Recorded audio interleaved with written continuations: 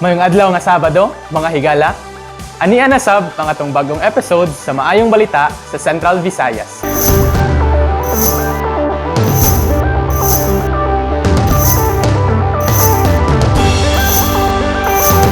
Ang DSWD Region 7 nanghatag og mga hinabang sa naretrench nga mga trabahante sa Lapu-Lapu City. Niadtong Oktubre 4, ang DSWD-7 inubanan sa Lapu-Lapu City Government nagapud-apud og financial assistance. Alang sa 4,137 nga retrench nga mga trabahante gikan sa 5 ka kumpanya ubos sa Sport City Incorporated sa Mactan Economic Zone. Pinaagi sa Assistance to Individuals in Crisis Situation o ICS program, ang mga trabahante nakadawat og cash aid na nagkantidad sa 2,000 ngadto sa 5,000 pesos o family food packs. Happy kanang nagpasalamat sad mi nga wala ko nakaibaw nga naade sila ihatag nga cash assistance sa DS. Happy. Daw pasalamat nga kami nadawat sa DSWD sa atong government. Thank you kayo sa tanan.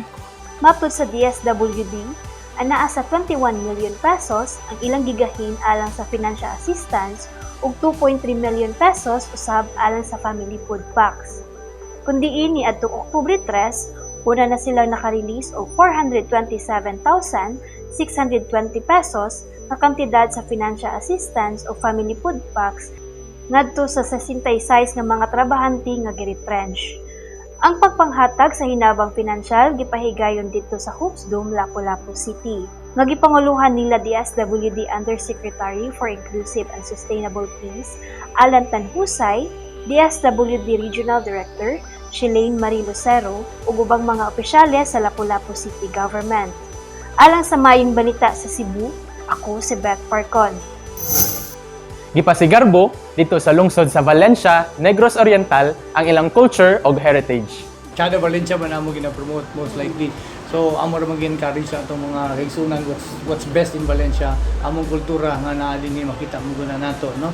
Ang mga tawo dinhi maayo mo gyud kayo makinaiya. Mao kini ang pamahayag ni Valencia Mayor Edgar Teves Jr. aron mapasigarbo ang mabulukon nga kasaysayan ug tabilin sa lungsod. Dili lamang mga natural tourist attractions ang makita sa lungsod, kundi aduna sa mga heritage site na pwedeng maadtuan sa mga turista. Giplano sa lokal na kagamhanan na palambuon pa ang kaning mga heritage site. Subay sa atong paningkamot nga buhi usab ang heritage dinis atong gihangyo ang local government unit nga mugahin og igong kantidad aron sa pag-renovate o pag-upgrade or pag-ayo sa atong mga heritage site. Usa na niini ang atong fountain diri sa plaza. Gipasigarbo sab sa mga Valencianon ang ilang bililhong kabilin agi sa pagsaulog sa ilahang pista na alang kang Nuestra Señora de los Desamparados. Giilasab sa tawag na Our Lady of the Abandoned mao kini ang imahe sa Birheng Maria na mausag patrona sa Valencia. Naghalad og bulak og sayaw ang mga Valencianon sa mahal na birhen sa opening salvo sa ilahang pista kaniadtong October 3. Gikan dinhi sa Chada, Valencia ug alang sa Maayong Balita sa Negros Oriental, ako si Ray Anthony Lamotan. Labing unang konsulta accredited provider dinhi sa Central Visayas giablihan dito sa Siquijor. Dili na gayud angay magpanuko sa pagpatambal ang mga sikihod nun. Sanglit dili na sila maproblema sa balayron kaysa pupuho naman kini sa PhilHealth. Kini tungod kay ang isla sa Siquijor gitanyagman isip 11 probinsya sa tibuok Central Visayas nga nakakabot sa 100% konsulta accredited provider, hinungdan nga makatagamtam na ang mga sikihudnon og libreng pag-atimang medical gikan sa PhilHealth. Kaubanin niyo ang PhilHealth sa pag-improve sa healthcare system diri sa probinsya ng Siquijor. We have a very good tourism industry, but we also have to improve our healthcare system.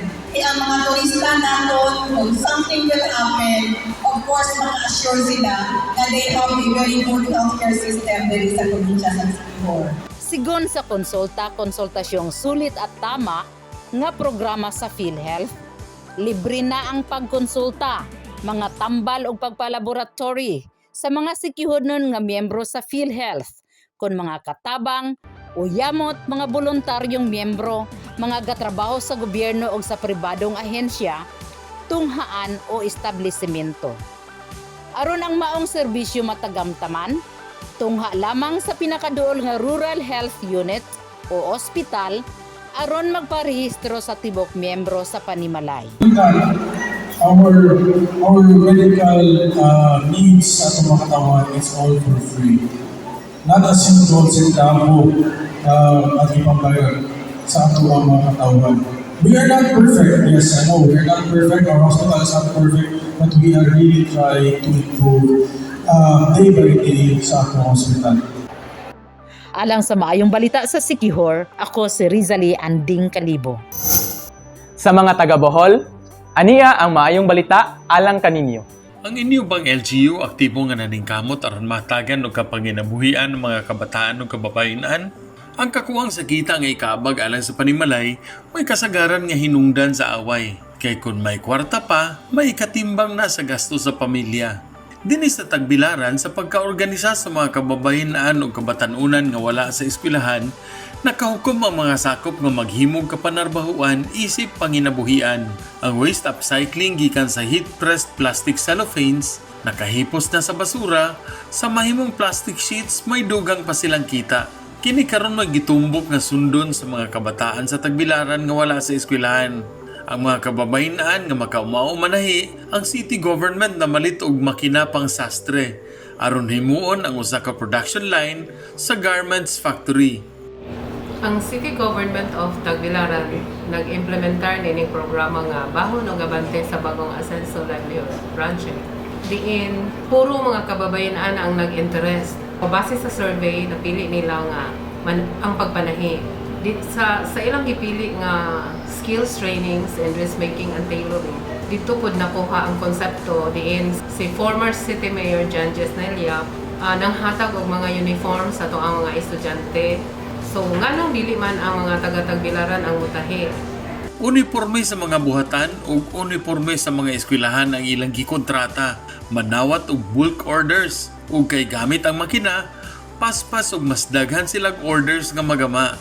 Daghang matahi nga sinina, mas kasaligan ang ilang kita. Salamat sa city government officials nga sa city youth o women nagpakabana.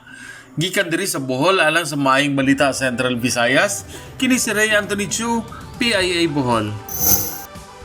Ang Commission on Higher Education Region 7 nagpadayon og pagpangdawat og mga applicants alang sa ilang SICAP grant. Padayon karon ang Commission on Higher Education Region 7 sa pagpangdawat og mga aplikante alang sa ilang scholarships for staff and instructors knowledge advancement program o SICAP grant. Ang SICAP abli alang sa mga higher education institution teaching ug non-teaching personnel o kanhi HEI teaching personnel nga nangita og advanced studies sa mga CHED-recognized universities and colleges. Actually, we already have na 122 total slots no nga naka-avail na no. And then we have 29 nga part-timers and then 93 nga full-time and then 29 nga part-time. So we have. So I think for this year's opening, napay mga slots nga 20.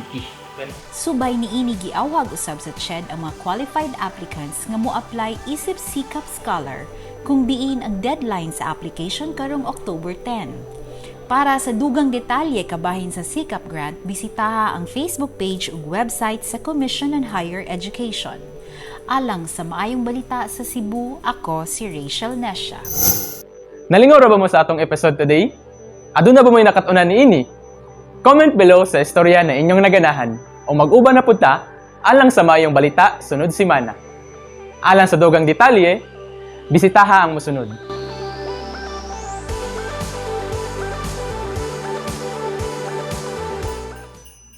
O mga higala, 78 days na lang, Pasko na! Ako si Rob Cabardo, o mag-uban na punta sunod simana.